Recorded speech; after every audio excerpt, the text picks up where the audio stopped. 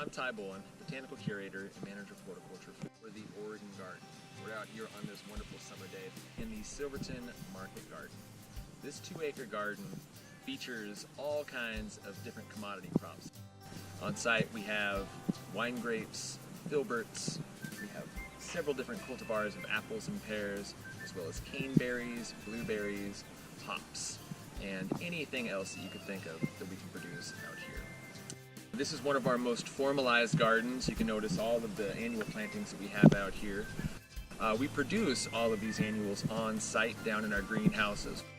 Anywhere from 30 to 60,000 go out here, and most of these were planted during our Digging in the Dirt event, which is in the early spring.